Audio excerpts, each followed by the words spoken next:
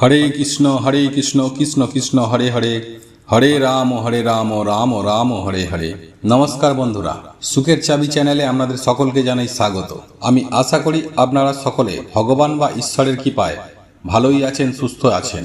বন্ধুরা, আপনারা যদি লাইভে কিছু শিখতে চান বা জানতে চান তাহলে চ্যানেলটি সাবস্ক্রাইব অবশ্যই করুন। বন্ধুরা, কাল শুক্রবার এই নাম্বার লিখে আপনার পকেটে রেখে দিন। 10 দিক থেকে আসতে থাকবে অফুরন্ত টাকা। হ্যাঁ বন্ধুরা, এই একটি মাত্র সংখ্যা লিখে আপনার পকেটে রেখে দিন। এর ফলে আপনার জীবনে আসবে সুখ, শান্তি ও ধন সম্পদ। বন্ধুরা, আজ আমি আপনাদের উদ্দেশ্যে এমন একটি নাম্বারের কথা বলবো, যে নাম্বারটি আপনি একটি কাগজে লিখে আপনি আপনার পকেটে বা মানি ব্যাগে রেখে দিতে পারেন, বা যদি পার্সে রেখে দিতে পারেন, তাহলে অর্থনৈতিক সমৃদ্ধি যেমন আপনার জীবনে আসবে, ঠিক তেমনই আপনার জীবনে সুখ সমৃদ্ধির ছোঁয়া পাবেন।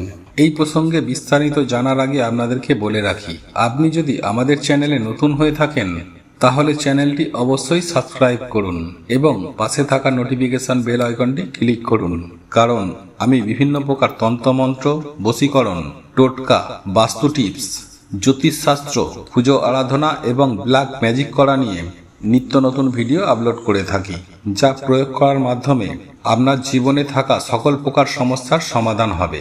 চলুন এবার মূল আলোচনায় প্রবেশ করা যাক। বন্ধুরা, সবার প্রথমেই আমি আপনাদের উদ্দেশ্যে একটি কথা জানাবো, যে আপনারা জানেন প্রত্যেকটি নাম্বারের একটি পজিটিভ এবং একটি নেগেটিভ দিক রয়েছে। অর্থাৎ এই নাম্বার দিয়ে আমাদের জীবনে কিন্তু অনেক কিছুই নির্ধারণ করা যায়। আর আপনারা হয়তো এই বিষয়ে অনেকেই বিশ্বাস করেন, আবার অনেকেই হয়তো বিশ্বাস করেন না। কিন্তু বন্ধুরা, একটি কথা মাথায় রাখবেন, এই নাম্বার কিন্তু আপনার জীবনকে পাল্টে দিতে বেশি সময় নেবে না। মন থেকে বিশ্বাস আনবেন, কারণ ইচ্ছা শক্তি আর বিশ্বাসের দ্বারাই অনেক কিছুই লাভ করা যায়। তাই আজ আমি আপনাদের উদ্দেশ্যে যে নাম্বারটির কথা বলবো, সেই নাম্বারটি কিভাবে আপনারা লিখবেন এবং কিভাবে আপনারা রাখবেন, এই সমস্ত কিছুটাই আজ আমি আপনাদেরকে জানিয়ে দেব। এবং একই সঙ্গে আমি আপনাদের জানিয়ে রাখি যে এই নাম্বার শুধু লিখলেই হবে না, এর সঙ্গে বিশেষ কিছু কার্যকলাপ রয়েছে যেগুলি আপনাকে অতি অবশ্যই করতে হবে।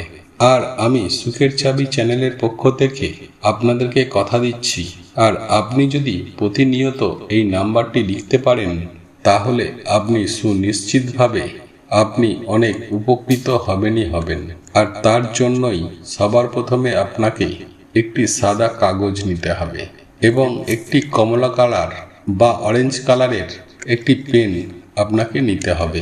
এই নাম্বার শুধুমাত্র আপনার অর্থনৈতিক ভাগ্যকে যেমন জাগ্রত করবে, ঠিক তারই পাশাপাশি আপনার জীবনে সুখ, শান্তি, সমৃদ্ধি এনে দেবে। এবং অবশ্যই যারা ছেলেরা আছেন বা মেয়েরা আছেন, উভয়কেই কিন্তু তার বাঁ দিকে এটিকে রাখতে হবে। এবং একই সঙ্গে আরেকটি বিষয় আপনাদেরকে অবগত করে রাখি, যে আপনারা কি করবেন।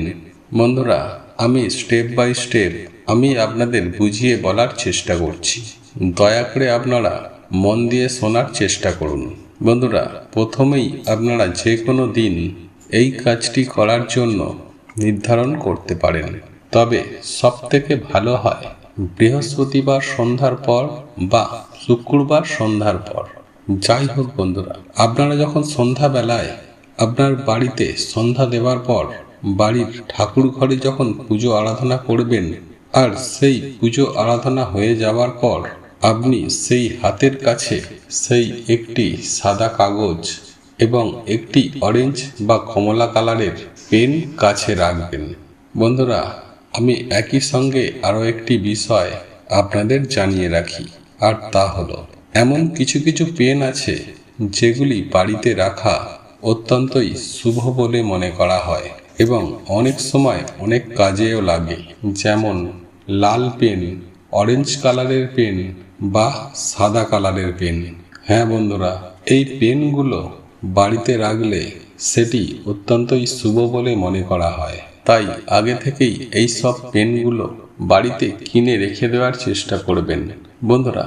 এরপর আপনি সেই সাদা কাগজটির ওপর আপনি একটি গোল বৃত্ত অঙ্কন করবেন এবং বৃত্তের মধ্যে আপনারা 3টি 8 লিখবেন, অর্থাৎ আপনারা 888 সংখ্যাটি লিখবেন।